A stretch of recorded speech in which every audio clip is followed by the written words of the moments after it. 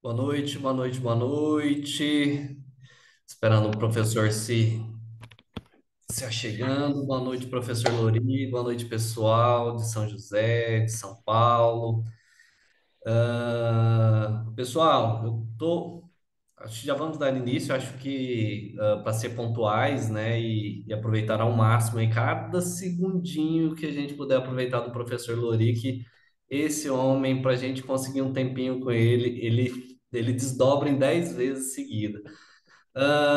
Antes da gente iniciar, vou dar só alguns recadinhos bem breves, prometo que não vou tomar o tempo de vocês. Primeiramente, eu quero agradecer algumas das nossas parcerias que a gente está iniciando em São José do Rio Preto, né? As Arquitetas Empreendedoras é uma das nossas parcerias que nós estamos findando, que o pessoal nos ajudou bastante em relação a essa promoção. O pessoal do núcleo, né, do núcleo AZ, na pessoa da Kátia, que nos ajudou também no processo de parceria, de divulgação. E entra aí em termos de informativo, o IPOG, né, voltando com toda a força no formato presencial para São José do Rio Preto, para Ribeirão Preto, não poderia deixar esse informativo também. Ribeirão Preto, a gente está chegando novamente. São José, a gente está chegando, então passamos aí do período da pandemia, graças a Deus, né? E estamos voltando no formato presencial para a unidade de São José do Rio Preto. Pessoal, só me dá um ok. Tá todo mundo me ouvindo bem? Sim, Vanessa, ok? Perfeito. Sim, tá ok. Nosso apoio vai te Ok, dar uma ok. ajudinha Ana aí. Luísa, Eu vou ajudar Perfeito. ele aqui através do chat, tá bom? Show. Pessoal, então só dando continuidade, mencionei o retorno do IPOG em relação a São José do Rio Preto, aos interiores de São Paulo, né, e trago aí a imagem da pessoa, do professor Lori. A gente tem aí como patrocinador desse evento a pós-graduação de neuroarquitetura, né? E nada mais justo do que a gente trazer a pessoa que é referência dentro da área da neuroarquitetura, que é o professor Lori Kriesel, né? E trazemos essa especialização já para o início, no finalzinho de fevereiro, né? Na transição de fevereiro para março, posterior ao carnaval. Nós iríamos iniciar ela agora, mas pelo evento que a gente tinha já marcado e tudo mais, nós prorrogamos a data de início dela para o finalzinho de fevereiro, início de março, e até mesmo para quem ainda não conseguiu ingressar, para que tivesse tempo de se organizar e tudo mais, para dar start em relação a essa especialização. E trago então mais uma ótima notícia, além do retorno do presencial do IPOG para São José do Rio Preto, com essa primeira especialização. Menciono que quem está participando, né? Nós criamos um grupo de WhatsApp do interior de São Paulo, de quem está participando. Quem está participando desse evento hoje, que se matricular na nossa especialização de neuroarquitetura até amanhã, no final do dia, vai ter acesso à mesma tabela de preço de 2023 de quem entrou lá em dezembro. Então, é uma promoçãozinha que a gente está fazendo só para quem está participando desse evento, para também ter alguma exclusividade, tá bom? Não vou tomar mais tempo de vocês, quero agradecer ao nosso apoio que está aí, a Leia e a Lívia, né, que é a consultora responsável por essa turma, que também está aqui no grupo, né, juntamente com ela. Então, caso vocês precisem, a Lívia amanhã vai mandar mensagem para vocês, né, informando sobre essa palestra está sendo gravada, encaminhando o link para vocês. Lembrando que vai ter certificado, então permaneçam lá no grupo para a gente passar mais algumas informações.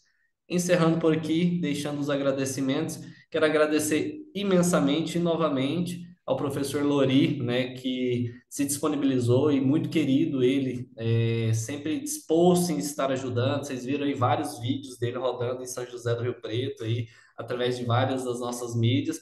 Professor, muito obrigado pela disponibilidade, obrigado por estar sempre disposto em nos ajudar, né? E mais obrigado ainda por trazer aí alguns minutos aí da sua expertise em relação à área de neuroarquitetura, né, e nos prestigiar aí com tanto conhecimento.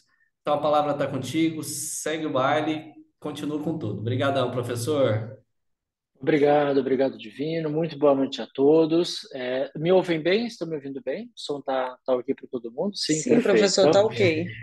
Obrigado, Lé, obrigado. Muito boa noite a todos. Fico muito feliz em encontrar esse pessoal aqui mais uma vez. São José do Rio Preto, eu tenho um carinho muito grande, até pelas amizades que por aí eu tenho, né? Então, aqui, o Divino já falou aqui das arquitetas empreendedoras, a Júlia, a Patrícia, a Lígia, a Patrícia, a Juliana, enfim, pessoas que são muito queridas, assim, já de longa data, né? A Kátia também do Núcleo AZ, uma grande amiga, que muito recentemente estive aí presencialmente em São José do Rio Preto em um super evento organizado pela Kátia, as meninas também estavam por lá, então eu fico muito feliz. Até só para eu ter um norte aqui, pode ser alguma coisinha tipo levantar a mãozinha ali nos emojis. Quem está aqui participou conosco do último evento em São José do Rio Preto, que a Kátia organizou aí pelo Núcleo AZ? Tem alguém aí que estava presente por lá, que a gente pôde se encontrar, conversar, enfim. Vamos ver. Agora vamos A se manifestando. Daniele. Olha, então foi um evento muito, muito gostoso. Foi um cinema, né? Então tinha uma plateia enorme lá, foi muito bom. E a gente tocava justamente sobre a pauta da neuroarquitetura. E hoje eu quero conversar com vocês, e literalmente é uma conversa, né, um diálogo, então eu quero que todos fiquem muito à vontade para trazer dúvidas, questionamentos, participar aqui desse momento conosco, né? E agradecer também aqui a Lívia, a Leia, que são o time aqui do IPOG, que junto com o Divino organizaram aqui esse evento e possibilitaram esse encontro a mais aqui com vocês. Bom, quando a gente começa a falar sobre esse âmbito, a gente começa a trazer aqui algumas movimentações que hoje o mercado se posiciona de uma forma muito aderente. E aderente não apenas à neuroarquitetura, mas a vários quesitos que estão envolvidos com a experiência do usuário, com a experiência humana, né? Então, sobre esse tema, aqueles que eu já tinha tido a oportunidade de encontrar, é um prazer revê-los. Aqueles que estou encontrando pela primeira vez, então, meu nome é Lori Crisel, eu sou arquiteto. Já há uma longa data venho me dedicando aí sobre neurociência aplicada à arquitetura, design, iluminação, né? Isso veio culminando dentro de algumas conquistas e de algumas aberturas dentro do próprio mercado brasileiro, né? Eu sou autor do primeiro livro do Brasil sobre neuroarquitetura e aqui já quero deixar um desafio aí para o Divino, para a Lívia e para a Leia, para ver o que dá para a gente fazer com isso. Quero apresentar aqui para vocês, para quem ainda não conhecia, esse aqui é o primeiro livro do Brasil sobre neuroarquitetura, é de minha autoria, e o Divino é muito meu amigo, mas eu descobri que ele é mais amigo de vocês, que o Divino disse assim: Lori, é sempre um prazer imenso te receber e tal, mas assim, não chegue de mãos vazias lá, porque senão eu vou derrubar você da palestra e vai acabar o negócio por ali. Então, eu estou pagando um pedágio aqui por Divino, que é o seguinte: a gente vai sortear um desses aqui. Na verdade, a gente vai sortear assim: esse livro, o físico que a gente está vendo aqui, ele não existe mais. Ele não tem mais no mercado, a edição está esgotada, mas ele se encontra disponível na versão digital na Amazon. Não necessariamente apenas para o Kindle, o aparelhinho, mas a versão digital. Então, você pode ler no celular, no computador, no tablet ou no Kindle, se você quiser. Então, Divino, vou deixar aí com você, com as meninas, algum meio aí de, no final do nosso encontro, a gente poder presentear um dos presentes com o livro aqui na versão digital, porque a física não existe mais, né? Muitas pessoas vêm pedindo sobre o livro, uh, só que agora, em março, está saindo livro novo. Então, a editora não vai relançar esse aqui, vai ter foco no livro novo e depois a gente talvez tenha uma reedição desse, numa versão atualizada. Enfim, então, tem novidades chegando aí. Então, já vai ficar aqui um presente de boas-vindas a 2024 com vocês. Vou deixar o Divino e as meninas organizarem ali como que ao final a gente pode fazer esse presente aí, Divino. Bom, eu falava então sobre como que isso vem, não vou dizer mudando, mas como que isso vem qualificando o mercado da arquitetura. O que falar de neuroarquitetura muda para nós? Bom, a gente vem percebendo que atualmente tudo está muito voltado às questões de neuro, né? Então a gente ouve muito falar sobre neuromarketing, neurobusiness, neurovendas. na área da saúde em inúmeros aspectos, e isso começa a ser posto em prática a partir do momento que nós entendemos que tudo que move a grande engrenagem do planeta é para pessoas. E, portanto, quanto mais nós entendermos sobre pessoas, mais e aplicarmos isso em determinadas áreas, nós seremos não apenas mais assertivos, mas teremos uma acurácia muito melhor naquilo que nós fazemos, né? Então, quando a gente fala, por exemplo, sobre marketing, todos as grandes empresas, né? Websites, o aplicativo, a propaganda televisiva, a imagem do outdoor, tudo isso passou por um estudo neurocientífico para saber aonde que gera mais engajamento, aonde que nós temos uma maior demanda cognitiva, enfim. Por quê? Porque é tudo feito para a questão neural, como que nós vamos efetivamente, fisiologicamente, nos conectarmos com as pessoas. Eu gosto sempre de trazer isso para o mundo prático, para o mundo objetivo, porque a gente consegue traduzir. Por exemplo, uma área do design que se modificou drasticamente com a chegada dos conceitos de neuro, especificamente do neurodesign, foi a indústria automobilística, né? Nós temos uma região cerebral que é chamada de giro fusiforme.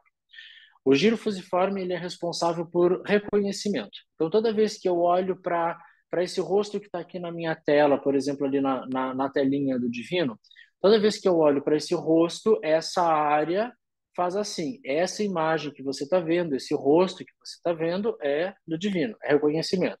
Mas eu não uso isso apenas para pessoas, eu uso isso também para qualquer coisa. Então, quando eu olho para um objeto, quando eu olho para uma letra, quando eu olho para qualquer coisa, é essa área que faz com que exista um reconhecimento. Mas essa área não trabalha apenas com aquilo que eu conheço, ela também tenta transformar tudo em coisas que eu conheça, né? Isso é um quesito também que a gente trata em neuro chamado de affordance, né? Que é quando eu tento ter essa inteligibilidade das coisas. Então, o giro fusiforme ele está sempre procurando isso. Exemplos bem do cotidiano, aquele momento que você está olhando para, sei lá, para uma vegetação, por exemplo, para uma árvore, o tronco de uma árvore, você vê o rosto de uma pessoa, né? É o giro fusiforme que está procurando reconhecimento. Você olha para o céu, em uma nuvem, você reconhece o desenho de um animal. Então, é o giro fusiforme que está procurando esse reconhecimento. E dentro do mundo do design, isso vem sendo usado muito, muito fortemente. E aí eu peguei o exemplo aqui da indústria automobilística que se transformou, literalmente, quando começou a trabalhar com neurodesign. A gente pode perceber que hoje os carros, os automóveis, eles têm cara. Então você olha para um carro e você faz assim, esse carro aqui ele tem cara de bravo, ele tem cara de malvadão. Não, aquele carro ali tem uma cara mais alegrinho, mais movimentado, mais despojado. E esse reconhecimento que eu faço, eu posso fazê-lo não apenas por saber que é um automóvel, mas me traz uma inteligibilidade sobre o que aquele automóvel expressa e automaticamente aumenta o meu movimento empático com aquele automóvel se aquela expressão dele se conecta comigo. Então, se eu sou uma pessoa mais aventureira, mais despojada, enfim, talvez eu goste daquele carro mais bravo e tal. Se eu sou uma pessoa que é mais tranquila, que tem uma linguagem de lidar com o mundo muito mais solta, mais leve, talvez eu goste mais daquele carro que tem a cara mais descontraída. E isso está sendo trabalhado especificamente no traço do design para que ocorra, né? Então aí a gente começa a trabalhar com um dos aspectos do neurodesign, que é o aspecto do chamado design empático, né? Quando a gente começa a trabalhar com a empatia através disso. Dentro do mundo da neuroarquitetura, mais especificamente dentro do grande guarda-chuva da neuroarquitetura, que a gente começa a falar sobre neurodesign, neuroiluminação, inúmeros outros aspectos, vão se abrindo alguns braços para que a gente possa trabalhar com isso. E quando a gente fala de tendências de mercado, a gente pode perceber que, invariavelmente, existem ciclos em relação a tendências. O que é tendência? Tendência é tudo aquilo que tende a alguma coisa, né? E a gente vem percebendo, por exemplo, que no neurodesign, ainda que nós falávamos, o design de mobiliário vem se modificando bastante, né? Hoje, especificamente no recorte temporal de hoje, a gente tem linhas de design que são muito mais orgânicas, que são mais curvilíneas, que tendem mais a um aconchego, que tendem mais a um acolhimento, né? Por quê? Porque o neurodesign hoje trabalha basicamente em cima dos preceitos de design biofílico, né? O design biofílico, e aí sempre é bom a gente tratar, né? Qual a diferença de biofilia para design biofílico, né? Na biofilia, a gente está falando de tudo aquilo que é vivo, tudo aquilo que tem vida, nos incluindo, né? Nós somos seres biofílicos. Então, a biofilia, simplesmente eu tenho vida envolvida. Então, se eu falar de uma floresta, eu estou falando de um elemento biofílico, porque ali tem vida existente. O design biofílico em si é quando eu estou trabalhando com essas questões envolvendo estratégia. Eu tenho estratégia de aplicação para isso, né? Deu um cortezinho aqui para mim, só um pouquinho que eu acho que eu perdi a imagem com vocês. Voltei? Voltei? Tá, obrigado. Então, no design biofílico, nós temos estratégias envolvidas. Toda vez que a gente fala de design biofílico é porque tem uma estratégia de aplicação disso. Então, o design biofílico não é simplesmente colocar vegetação dentro do espaço, né? Eu colocar elementos que me façam movimentos empáticos com aquilo que é orgânico, com aquilo que é natural ou que tende ao natural, né? Então, as formas vão entrar nisso, a luminosidade vai entrar nisso, a ventilação natural vai entrar nisso, a diagramação de layout vai entrar nisso. Claro que elementos vivos, como a vegetação, vão entrar nisso, mas também as materialidades, a colorimetria, as texturas, tudo isso fazem parte de um elemento, de uma estratégia biofílica. E aí a gente pode ter isso de forma direta, que é quando a gente tem esses elementos intrinsecamente naturais, e indiretos, que é quando nós não temos os elementos naturais, mas ainda assim fazemos esse tipo de diálogo, né? Então, hoje o design de mobiliário, por exemplo, e aí eu estou falando disso porque já estão... semana que vem já começa uma grande feira importante sobre isso em São Paulo, né, aí na capital. Um pouquinho mais adiante a gente tem Expo Revestir, e lá na Expo Revestir também tem várias marcas que vão trabalhar com isso.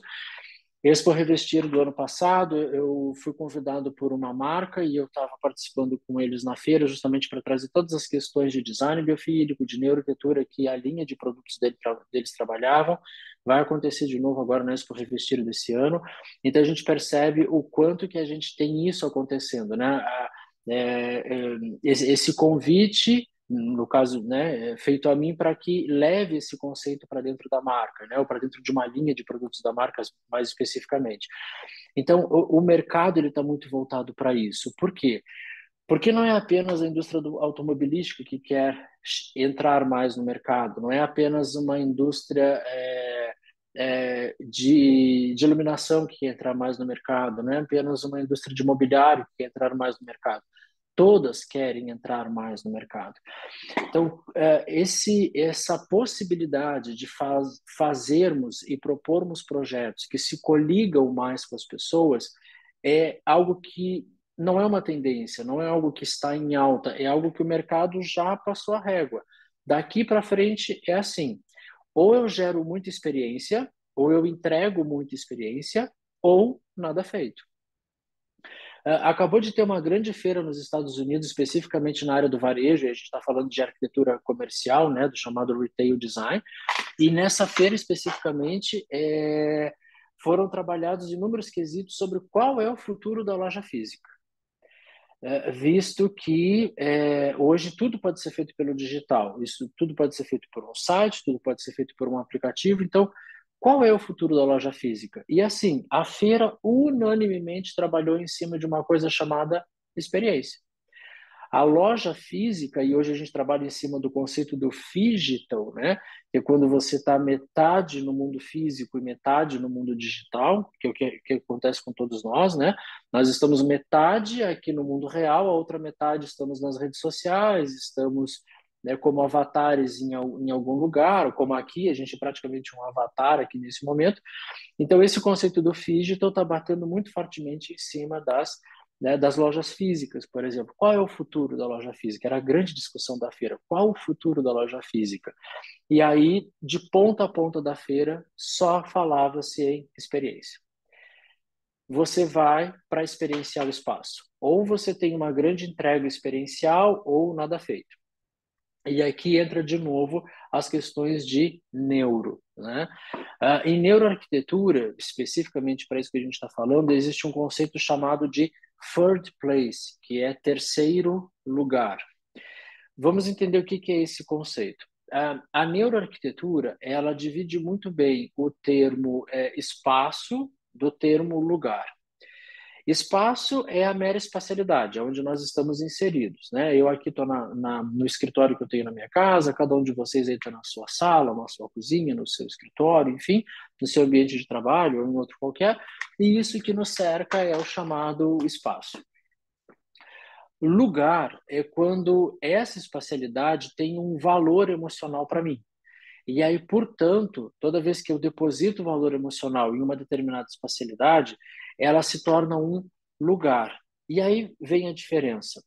O nosso campo perceptivo, traduzindo de uma forma bem rápida aqui, o nosso cérebro ele só é capaz de guardar lugares e não espaços.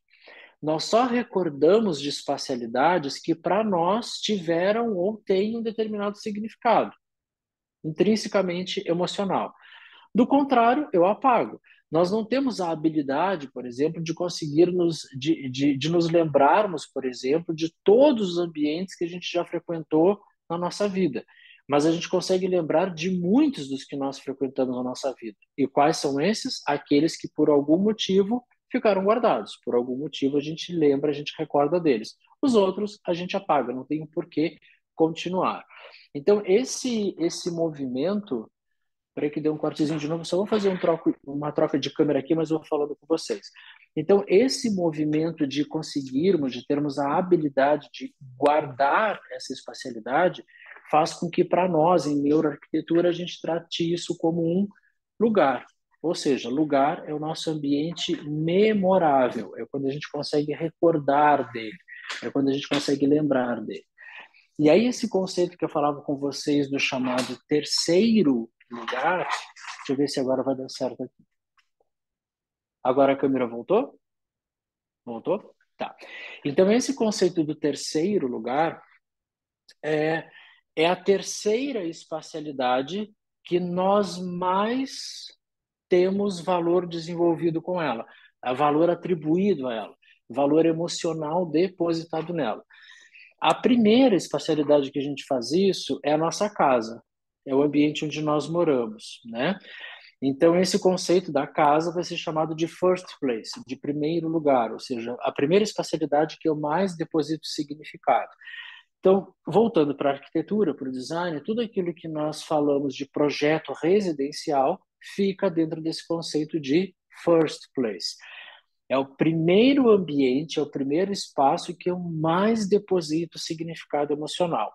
E ele é chamado de primeiro porque é ali que eu deposito efetivamente todas as minhas noções de identidade, inclusive emocionais. Quando aquele dia que nada está dando certo, para onde a gente quer ir? Para casa. Quando a gente não está se sentindo muito bem, a gente está meio doente, tá, não tá muito legal, para onde a gente quer ir? Para casa. Você está fazendo uma viagem incrível, conhecendo várias cidades, várias experiências que você sempre quis, tudo fantástico.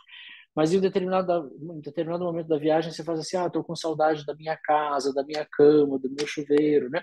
Porque nós temos essa necessidade de depósito de valor emocional num determinado ambiente. Nesse caso, o que nós mais vamos depositar isso é o chamado de primeiro lugar, que é o first place. O segundo é o nosso ambiente de trabalho, em vida adulta. E se for vida infanto-juvenil, seria o ambiente escolar, né? Por motivos iguais, né? São os segundos espaços onde eu mais deposito valor emocional. E, por fim, a gente vem para o third place, que é o terceiro lugar. Esse terceiro lugar ele está diretamente relacionado com uma coisa chamada escolha. No terceiro lugar é onde eu escolho colocar valor emocional. No primeiro é onde eu moro lá. O segundo é o ambiente de trabalho, eu trabalho lá. Mas o terceiro é onde eu escolho. Por que que eu vou nos restaurantes que eu gosto de ir? Por que que eu vou nos ambientes de lazer que eu gosto de ir? Por que que eu vou na loja que eu gosto de ir? Por que que eu volto a esses lugares? Então, aqui nós estamos trabalhando com esse third place, que são técnicas e dinâmicas que a neuroarquitetura contribui para gerar esse tipo de espacialidade. E aí na feira, a NFR, de ponta a ponta, o que se discutiu na feira foi isso, né? A loja sendo um ponto de experiência. Tanto que hoje a gente já não chama mais PDV, né? Ponto de venda. A gente chama de PDE, ponto de experiência, né? O que que eu estou promovendo lá ao ponto das pessoas quererem ir até lá? E hoje não se vê mais isso como a loja sendo o local onde vendem-se coisas. Não. A loja hoje é o local onde você oferta experiências. Dentro das experiências, entra uma valoração X que você desenvolve a compra. Mas a experiência é muito mais impactante nisso do que o produto pelo produto. Porque se for o produto pelo produto, você compra no aplicativo, você compra no site. Você não precisa sair de casa. Você vai até lá para viver essa experiência. E isso não apenas fica aqui nesse segmento, mas em inúmeros outros segmentos. Nós estamos dentro de uma campanha chamada Janeiro Branco, né? O Janeiro Branco é uma campanha destinada aos cuidados em relação à nossa saúde mental. Quando a gente fala de saúde mental, a gente não está falando apenas de saúde mental enquanto bem-estar, a gente está falando de saúde mental enquanto a própria manutenção da vida em si. Não apenas no quesito de estresse, não apenas no quesito de sentir-se bem, mas muitas vezes num sentido pré-patológico ou até patológico, né? Quando a gente começa a falar de ansiedade, quando a gente começa a falar de depressão, e quando a gente começa a falar, por exemplo, de movimentos de neuroatípicos, né? Dentro da neurodiversidade, nós temos neuroatípicos. E a gente começa a falar de TDAH, a gente começa a falar de TEA, né? Que é o transtorno do espectro do autismo. Então, como que então, a campanha inteira do Janeiro Branco se dedica a todas essas questões. E fortemente isso vem sendo trabalhado dentro da neuroarquitetura, inicialmente em ambientes bem específicos, como ambientes ligados à saúde, e aí muitos colegas aqui da área da arquitetura, do design, efetivamente em algum momento já trabalharam com clínicas, de diversas áreas, já trabalharam com, em algum momento até com ambientes hospitalares, e a gente vai percebendo que hoje as demandas vêm sendo muito atribuídas também para um público neuroatípico. Nunca se teve tanto acesso ao diagnóstico de TDAH, de TEA, enfim. E aí, às vezes, a gente vê comentários assim: nossa, mas como isso aumentou? Não, isso não aumentou. É que agora nós temos acesso mais facilitado aos diagnósticos e, portanto, os números aparecem mais. Mas nós sempre tivemos, só que era velado, era algo que era totalmente colocado à margem, né? Então não existia uma preocupação social, em termos de sociedade, de acolher, de abraçar, e hoje já existe, né? Então, neste exato momento mesmo, lá no escritório a gente está fazendo uma clínica, que uma das grandes preocupações da clínica é o fato de acolher, de receber neuroatípicos. A clínica não é destinada a neuroatípicos. Mas e quando eles chegam? Quando essas pessoas, né, chegam, qual é a atenção especial que o espaço está promovendo a isso, né? O que que é esse verdadeiro bem-estar mental, né? Então, hoje a gente percebe que essas dinâmicas começam a acontecer de uma forma é, muito mais arraigada ao que se quer ofertar ao público do que necessariamente uma dinâmica de projeto. Hoje a gente percebe o quanto é importante, o quanto que os grandes empreendedores ou os empreendedores de uma visão mais aberta já entendem que isso é benéfico, né? De você trazer isso, de você se relacionar com todos os públicos de um modo geral. Então, a campanha do Janeiro Branco ela vem acontecendo de uma forma muito forte dentro do ambiente de saúde. E aí, para esse caso especificamente, a gente tem um conceito que deriva da neuroarquitetura, que é um conceito chamado de design salutogênico, O design salutogênico é quando o ambiente, quando o espaço, ele é partícipe no processo de cura, né? Nós sabemos que o ambiente que nós estamos inseridos, ele é um forte denominador e condicionador de comportamento. E comportamento não apenas físico, de movimento, mas também comportamento emocional, psíquico, é, é, é, um, um comportamento que muitas vezes não é expresso em movimento, mas ele é processado na nossa mente, no nosso campo cognitivo. Então, o design salutogênico ele se embasa muito nisso, né, nessas questões. Obviamente que ele nasce no ambiente da saúde, justamente para que o espaço possa fazer essa entrega efetiva. E aí, quando a gente fala de saúde dentro de um projeto hospitalar ou de um projeto com cunho da área da saúde, não necessariamente a gente está pensando apenas no público mais vulnerável, que é o paciente. Mas a gente pensa também no público vulnerável de segundo nível, que é o acompanhante do paciente, né? O familiar, o cônjuge, né? Amigos, parentes que ali estão e que estão se solidarizando àquele paciente, e, portanto, também estão vulneráveis, emocionalmente, psiquicamente estão vulneráveis. A gente também tem o corpo clínico, que não deve adoecer, né? Então, eu trabalho cuidando de outros, então eu tenho que estar forte para poder melhor cuidar de outros. E a gente também tem um corpo administrativo, que são as outras pessoas que trabalham naquele ambiente, que não necessariamente estão ligados diretamente aos familiares e pacientes e ao corpo clínico, mas que operacionalizam tudo aquilo para que aquele espaço, enquanto uma empresa ou uma prestação de serviço, continue acontecendo. Então a gente percebe que são níveis diferentes do que a gente pode entregar. E o que nos deixa muito feliz quando a gente começa a trabalhar dessa forma é que hoje, mercadologicamente falando, e aqui falando de mercado de trabalho, isso ganhou um cunho muito intenso com a chegada de um conceito chamado VBHC. No inglês, a sigla é Value Based Healthcare. Para nós seria cuidados de saúde com valor, né? É, e esse valor não é um valor financeiro, não é um valor monetário. É aquele valor de quando eu deposito valor naquele ambiente de saúde. Então, se eu tenho que eu tenho que passar por um procedimento médico, e eu defino assim, não, mas eu vou passar por esse procedimento, mas eu quero ir em tal hospital ou em tal clínica. Mas por que que você quer lá? Não, porque lá eu me sinto mais seguro, me aparenta que lá eu estarei mais bem amparado, lá eu me sinto seguro, lá eu vou. Tá, mas você sabe que lá é mais caro. Não, eu sei que é mais caro, mas não tem problema, eu prefiro ir para lá, né? Então, é esse valor que nós estamos falando. Esse conceito ele entra no mercado principalmente de grandes redes hospitalares, de grandes bandeiras hospitalares, e claro que, inevitavelmente, isso entra como um modelo de negócio, né? A partir do momento que eu deposito valor e que eu quero ir para lá, mesmo que lá seja mais caro, isso é um modelo de negócios. Mas para nós, do nosso lado aqui, né, nós que projetamos, apesar de sabermos que é um modelo de negócios, ainda assim para nós é extremamente positivo, porque a gente sabe o tamanho da entrega, o tamanho da qualidade da experiência que a gente vai poder levar para esse segmento.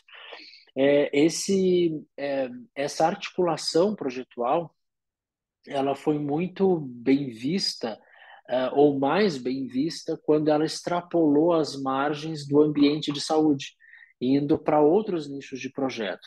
O primeiro que fez essa, vamos chamar assim, que abduziu o conceito para si, e eu uso aqui o termo abduziu porque puxou muito fortemente para si, foram os espaços corporativos, os projetos corporativos, né? Lori, mas o design salutogênico não é quando o ambiente está participando do processo de cura? Sim. E o que isso tem a ver com espaços corporativos, com o ambiente de trabalho? Lá, o mesmo conceito ele é utilizado no sentido do não adoecimento. Então, de nós termos ambientes que são mais qualificados à produção, são mais qualificados a uma entrega qualificada de performance. Não apenas pico de performance, mas a manutenção de uma boa performance, né? São ambientes salutogênicos, são ambientes que me mantêm saudável dentro dele. emocionalmente, psiquicamente, fisicamente, eu tenho uma conexão maior. E isso não foi assim, ah, que legal, é uma modinha, vamos fazer isso. Não, isso foi uma necessidade. E foi uma necessidade no pós-pandemia. Por quê? Porque na pandemia aprendemos que podíamos trabalhar em casa. No início, não gostamos. E depois, a grande maioria adorou. Cara, eu produzo em casa, às vezes até mais do que eu produziria no escritório. No pós-pandemia, como que você traz de volta essas pessoas? Tendo que enfrentar trânsito, tendo que sair de casa, tendo que deixar as crianças de novo numa escola, em uma creche ou com outras pessoas, enfim. Como que você traz essas pessoas de volta para o ambiente de trabalho? No mundo corporativo, foi muito, muito demandado técnicas, dinâmicas, ferramentas para trazer as pessoas de volta. Isso não era assim, nossa, vai ser legal, tal. Não, nós temos que usar alguma coisa para trazer as pessoas de volta, para que as pessoas pensem assim, cara, vale a pena eu sair de casa para ir para lá, né? E aí o design salutogênico veio respondendo a tudo isso. E aí o grande ambiente corporativo, os grandes projetos corporativos focaram muito em cima disso, né? Se me permitirem um exemplo, vocês que estão aí no interior de São Paulo capital, a gente fez, foi início para o meio do ano passado, não vou lembrar a data exata, a gente fez um trabalho, e eu estou dando esse exemplo aqui porque ele é muito expressivo e ele é público, vocês podem ir lá para visitar, né? Que é a sede administrativa do Banco Santander, no complexo do Shopping JK. Então, tem o Shopping JK, tem o complexo do Shopping JK, e aí tem um prédio inteiro que é do Banco Santander, e aí lá nós fizemos uma consultoria para implementação de design solutogênico por neuroarquitetura, que era para requalificar o prédio inteiro para que isso acontecesse. Obviamente que os pavimentos de trabalho, né, do prédio não são abertos à visitação pública, mas o grande hall público do prédio é. Então, caso queiram visitar, então fica ali no complexo JK, é um prédio que é o primeiro anexo do shopping. Então a gente percebe assim que esse grande mundo corporativo fez um investimento gigantesco na qualificação do espaço para trazer de volta. Depois, em algum outro momento, quem for participar aí da pós que a Lívia, o Divino estão organizando, tem uma aula comigo lá.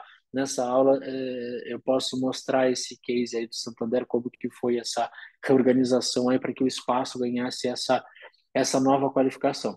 Então, isso não era apenas porque o banco queria entregar qualidade aos colaboradores. Era uma forma também de trazer de volta, né? De convencê-los, cara, ok, você produz muito bem em casa, mas aqui você vai produzir muito melhor, de uma forma muito mais qualificada.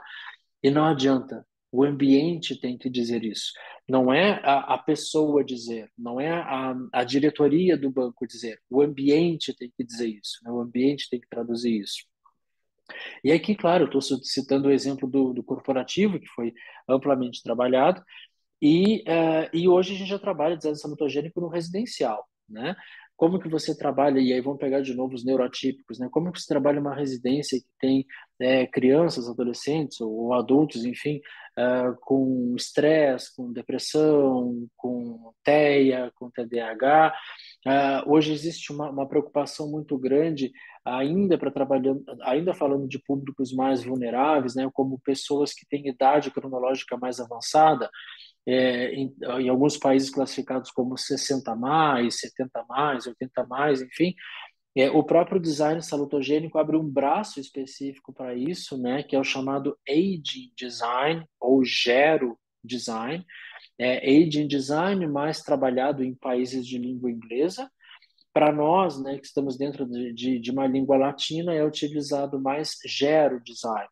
E esse gero, olha que interessante, ele não vem de geriatria, esse gero vem de gerontologia. A gerontologia, ela trata de aspectos maiores do que a geriatria. A geriatria, ela trata do corpo físico. Então, o médico geriatra, ele identifica todas as condicionantes físicas daquele paciente para atribuir um determinado diagnóstico, né? Olha, não, todos os exames estão ok, está tudo certinho, colesterol controlado, pressão sanguínea controlada, diabetes controlado, tá tudo bonitinho. Ok. A gerontologia, ela faz mais do que isso. A gerontologia, ela insere a geriatria, que é o corpo físico, mas ela trabalha também com as questões emocionais, psíquicas e comportamentais dessa pessoa. Então, não adianta apenas o corpo físico estar ok. O meu corpo emocional, meu corpo psíquico precisa estar ok também. Então, por isso que a gente chama de gero design. O gero design é porque o ambiente vai estar preparado para proporcionar essas condicionantes de bem-estar físico, mental, psíquico, emocional para esse público especificamente. E hoje que a gente vem trabalhando uma valoração cada vez maior, né, de ter as gerações mais, né, 60 mais, 70 mais, 80 mais, em plena atividade, em pleno movimento saudável, o espaço tem que fazer parte disso, né? Então, o aging design, o gero design, já começa a entrar em várias questões, não apenas é, de diagramação da espacialidade, da mobilidade, que assim é necessário, mas vai até para a parte micro, como, por exemplo, o design de mobiliário específico para isso, e questões outras de percepção do espaço, né? O modo como eu percebo o espaço. Aí a gente começa a falar da chamada neuroiluminação, né? Na neuroiluminação, a gente trabalha não apenas os aspectos visíveis da luz, e aqui faz parte o projeto luminotécnico em si, mas principalmente os aspectos não visíveis da luz. A luz, ela tem uma influência neurológica, fisiológica extremamente forte em nós, que está fora dos aspectos que nós visualizamos, né? Então, nos meus aspectos visuais, eu trato basicamente da qualidade dessa luz e da quantidade dessa luz. Basicamente isso que eu faço com os meus aspectos qualitativos e quantitativos da luz através dos aspectos visíveis, o que eu consigo ver. E o que eu não consigo ver? E como que isso está sendo trabalhado no meu organismo de uma forma que eu não vejo, né? E aí, claro, a gente poderia depois ter um outro encontro só para falar sobre isso, né? Quando a gente tem, por exemplo, maior ou menor concentração de espectro azul na luz que nós estamos inseridos, né? Isso faz com que eu tenha, por exemplo, se eu tiver um espectro de comprimento de onda azul é, a mais ou significativo dentro da luz que eu estou inserido, da iluminação que eu estou inserido, eu começo a ter uma maior produção de cortisol, por exemplo. Ou seja, eu estou chegando diretamente no meu sistema endócrino, né? Quando eu falo de cortisol, eu estou falando de um hormônio que está diretamente ligado com o estresse. O cortisol por si não é ruim. Nós produzimos cortisol. Na verdade, precisamos produzir cortisol, né? Quando acordamos pela manhã e temos aquele gás para levantar, tomar café, tomar banho, colocar roupa, ir para o escritório, enfim, é cortisol. A gente está com cortisol no organismo que me dá esse pique. Mas ao longo do dia isso vai diminuindo, diminuindo, diminuindo, e num movimento natural, no período do final do dia, início da noite, a gente deveria parar de produzir cortisol e começar a produzir melatonina, que é um outro hormônio, e esse hormônio vai me preparando para o relaxamento, para descansar, e aí então eu vou dormir. Mas a gente passa dia e noite sob influência de iluminação artificial, e hoje basicamente a nossa iluminação artificial é feita por LED, e LED sobrevive por si com expansão de uma luz que tem um comprimento de onda azul imenso, porque a luz do LED, a luz branca do LED é composta a partir do azul. Então a gente está sempre em agito, e a gente percebe, tendemos a ir dormir cada vez mais tarde, o nosso sono não é tão reparador, nós acordamos muitas vezes tão cansados quanto fomos dormir. Então esse é um processo que está intimamente ligado com o meu sistema endócrino, qual tipo ou qual tipologia de hormônio que eu estou produzindo mais ou menos. Não é à toa que hoje fala-se da chamada higiene do sono, né? Como que nós preparamos o ambiente para que a gente possa ir dormir, né? E o processo de iluminação está diretamente relacionado com esse preparar. Então a gente vai percebendo o quanto que falarmos sobre neuro, arquitetura, design, iluminação e todo e qualquer outro conceito, e todos eles estão embaixo do guarda-chuva da neuroarquitetura, vai se traduzindo em aspectos reais, factíveis e do nosso dia a dia. E quando a gente está do lado de cá, enquanto projetistas, né, enquanto arquitetos, enquanto designers, enquanto profissionais que vamos propor isso, que vamos entregar isso ao nível projetual, a gente entende que a gente sai daquele patamar de entregar um projeto e a gente começa a entregar uma coisa chamada qualidade da experiência vivenciada. Seja isso num espaço residencial, seja isso num espaço corporativo, seja isso num espaço comercial, seja isso num espaço de saúde, nós estamos entregando qualidade da experiência humana. E aí a gente consegue gerar aqueles projetos que as pessoas fazem assim, cara, eu não sei porquê, mas é tão gostoso isso aqui, é tão bom estar aqui dentro. Claro, ali tem uma gama de processos que empaticamente se coligam com os usuários, empaticamente dialogam com as pessoas. Eu consigo ter um diálogo efetivo através do projeto, né? Nossa, mas isso aqui é tão bom, eu não sei explicar, mas eu gosto de vir aqui. Quantos ambientes a gente conhece que é assim? E quantos ambientes nós conhecemos que é o contrário, né? Que você diz assim, não sei por quê, mas toda vez que eu chego naquele lugar lá, não sei, é ruim, não me sinto bem lá dentro. É a mesma coisa. Nós percebemos por diversos canais sensoriais, né? A neurociência, perdão, nos mostra hoje que nós não trabalhamos apenas com aqueles 5 sentidos que a gente está habituado a falar sobre eles. Nós temos uma imensa gama de canais sensoriais que vão fazendo várias traduções de tudo aquilo que nós percebemos do mundo ao nosso redor.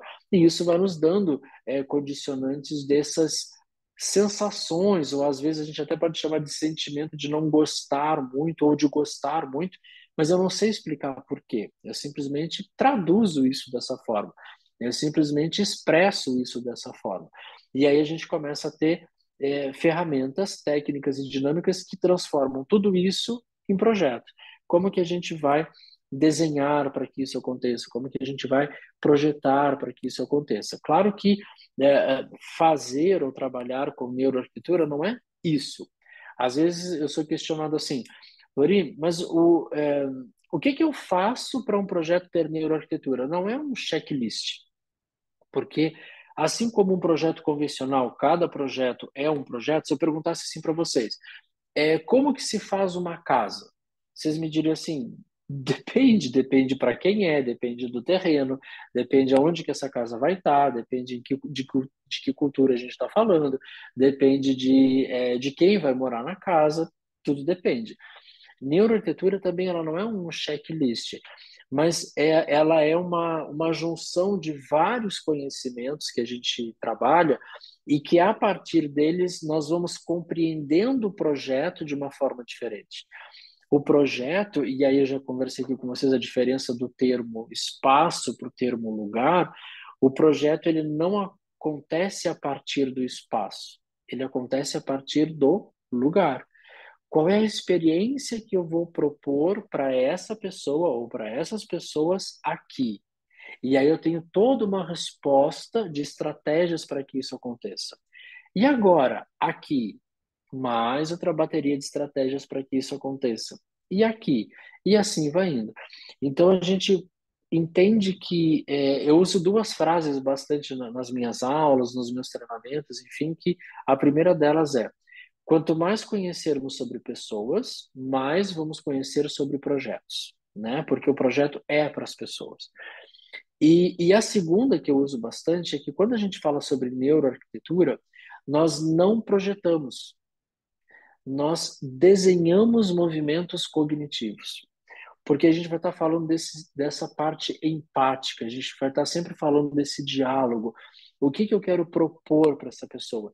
Será que neste momento eu quero que ela fique um pouco mais dinâmica, um pouco mais agitada? Ou será que eu quero que ela tenha um pouco mais de concentração? Ou será que eu quero que ela fique um pouco mais introspecta? O que eu quero de relação comportamental aqui? né? Eu falei agora, por exemplo, dessa coisa de ficar mais focado. Ambientes escolares vêm buscando muito os aspectos de neuroarquitetura. Como que eu faço para que o ambiente ajude crianças, adolescentes, jovens adultos, em termos de concentração, em outros momentos em termos de criatividade, em outros momentos em termos de produtividade. Como que o espaço pode me ajudar a fazer isso, né? Como que o espaço pode ser um elo de ligação entre a resposta que nós queremos, ou o propósito que aquele espaço tem, e as pessoas que ali estão, a tipologia de usuários que ali está. Então a gente vai percebendo que a neuroarquitetura ela consegue me dar fazer uma brincadeira aqui, me bobi. A neuroarquitetura consegue me dar tipo um cinturão do Batman, sabe? Que tem várias ferramentais ali e que para isso agora eu vou sacar isso, eu vou usar dessa técnica, dessa dinâmica, porque a gente consegue fazer esse tipo de relação, a gente consegue ter esse tipo de movimento, né? Eu sei que eu sou um entusiasta sobre o assunto e estou muito feliz por isso, mas o que me deixa mais feliz disso tudo é ver que colegas, né, que vêm se dedicando, que vêm estudando, que vêm se pautando em neuroarquitetura, cada vez mais relatam o quanto mudou o seu processo projetual, o quanto foi mais facilitado. Não facilitado apenas de projetar mais facilmente, porque a gente erra muito menos, então isso é ótimo, né? Mas mais facilitado no sentido de convívio com o cliente. Porque como você consegue fazer um processo empático em relação a ele, e não é você com ele, é o projeto dele com ele, é, isso faz com que você ganhe um terreno diferenciado.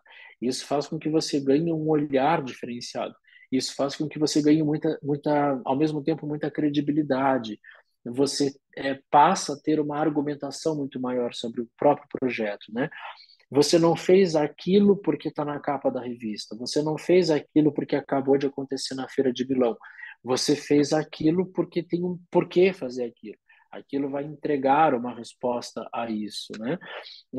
Especificamente a gente falando aqui citei agora a Feira de Milão, a gente percebe o quanto mundialmente isso vem rodando de uma forma muito forte, né? Isso vem sendo buscado de uma forma muito forte.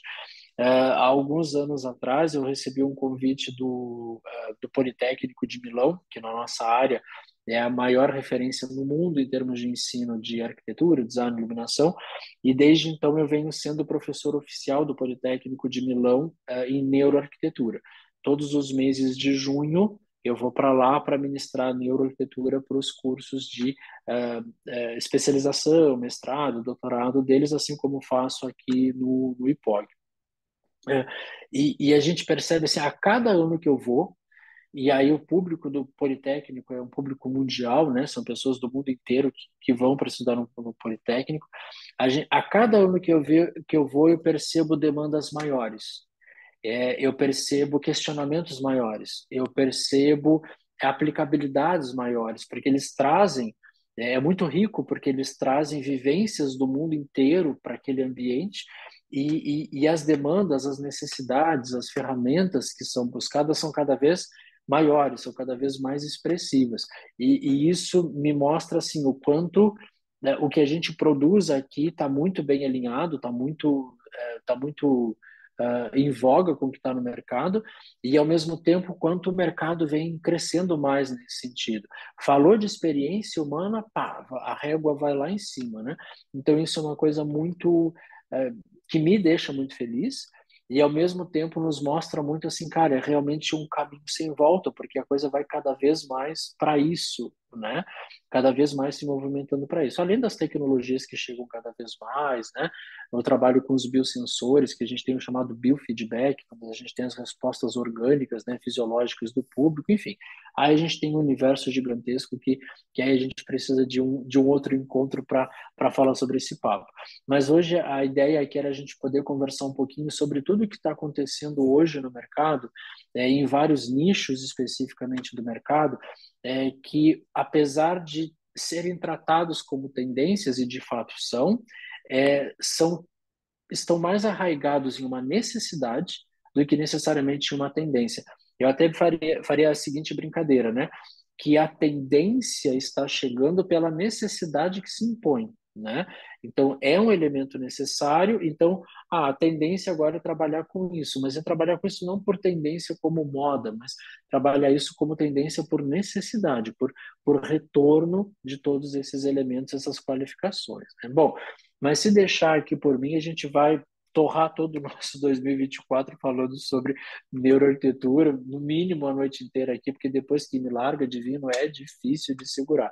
Mas, enfim, a ideia aqui, a proposta aqui dos meninos aí, Divino, Léa e a Lívia, era que a gente pudesse trazer um pouquinho a mais desse cenário sobre como que a neuroarquitetura trabalha em relação a isso, como que a gente pode se posicionar em relação a isso. Vou ficar muito feliz em tê-los, né, como coordenador e como professor do Master em Neuroarquitetura, mas já para ganhar terreno em cima disso, quem quiser, aqui na minha tela, logo depois do meu nome aqui embaixo, eu tenho o arroba lá do Instagram, e o meu Instagram é um Instagram totalmente de conteúdo. Tá? Então vocês vão ver que todos os posts eles são de conteúdos. Lá tem coisas sobre o janeiro branco que a gente falou agora. Tudo que nós falamos agora tem lá design salutogênico, design biofílico. Então fique muito à vontade para consumir o conteúdo que está lá. É realmente de conteúdo.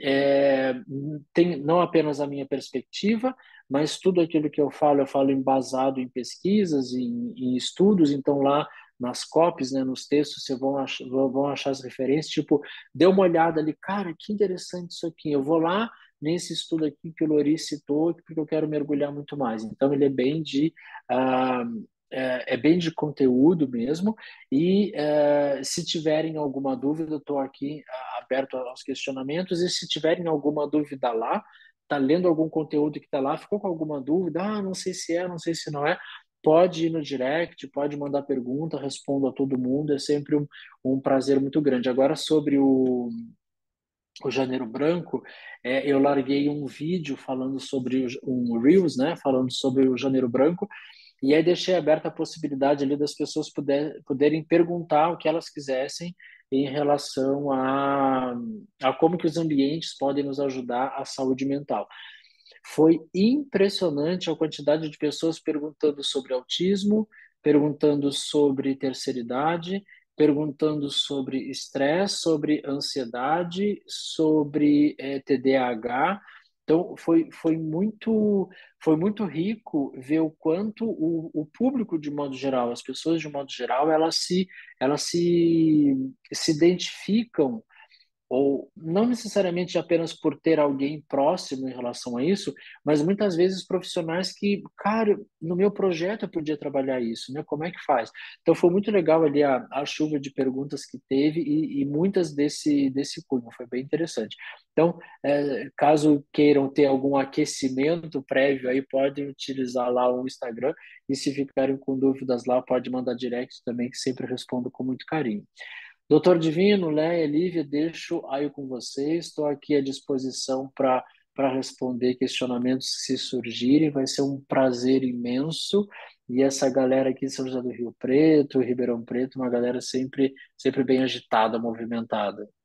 Perfeito, professor. Agradeço, né? É que nem eu vi o pessoal comentando, quando o papo é bom, a hora passa que a gente nem vê, né? Eu olhei aqui e falei, vixe, já passou uma hora de prosa já com os meninos no Tem aluno Goiás, já deu uma do hora de Flori falando prosa. aqui no chat que ficaria mais 1 hora.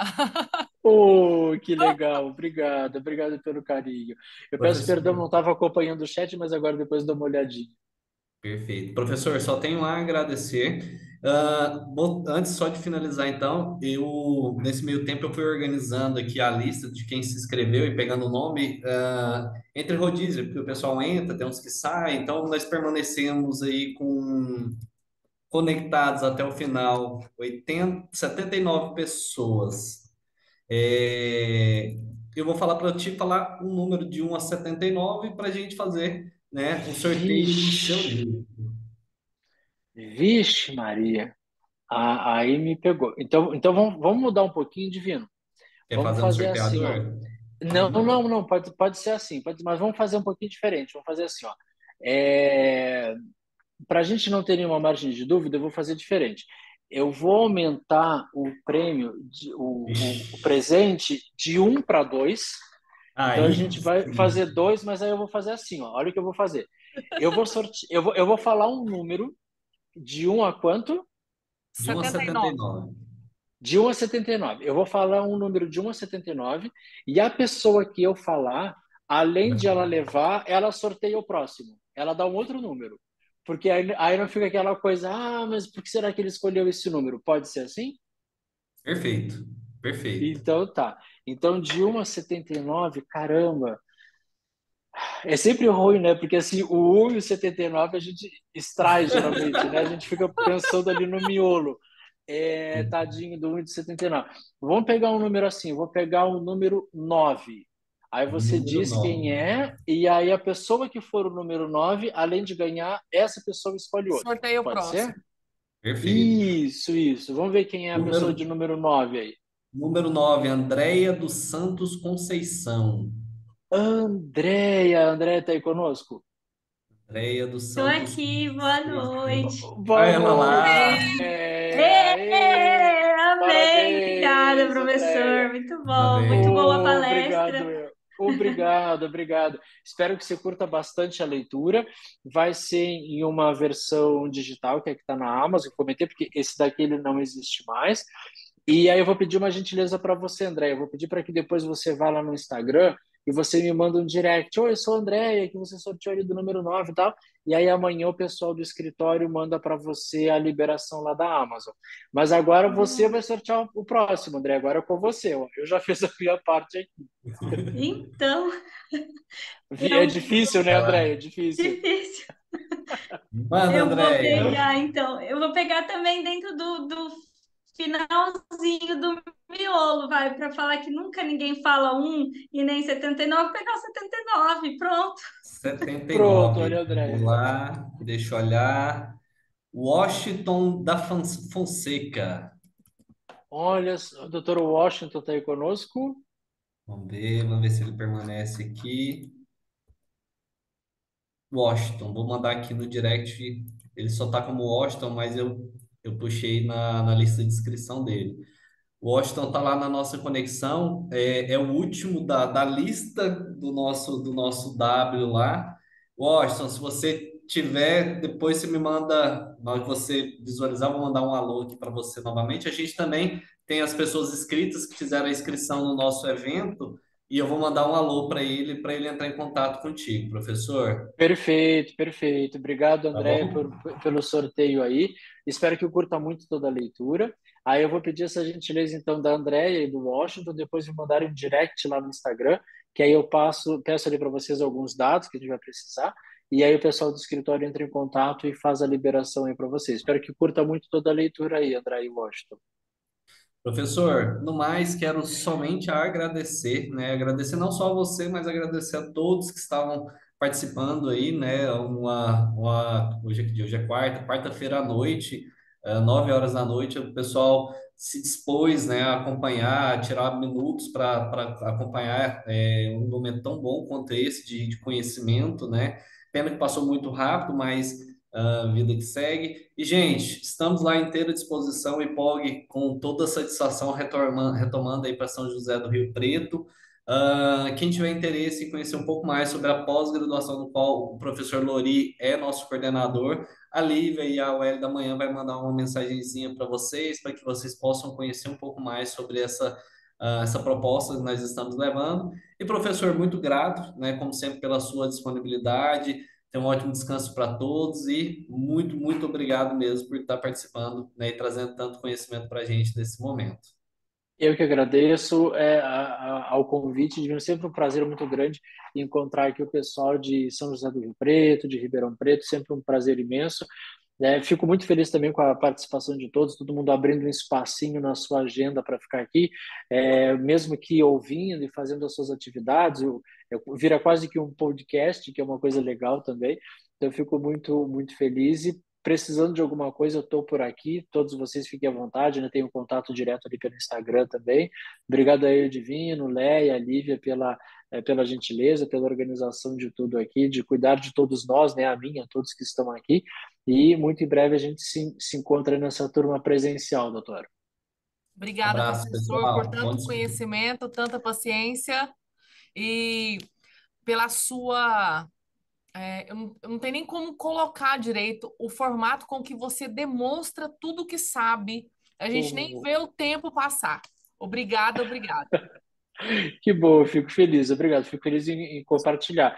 Imagina dentro da sala de aula o Huawei que não é.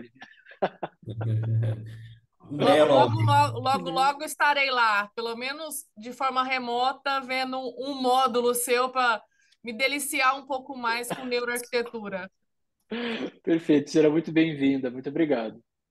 tchau, tchau, pessoal. Bom descanso a todos. Ótima noite, professor. Bom descanso. Obrigado. Tchau, Obrigado, tchau. pessoal. Até Boa breve. Obrigada. noite, Ótima Parabéns, pessoal. noite. Bom Até. parabéns, descanso. Tchau, Lori, tchau. Bom parabéns. descanso.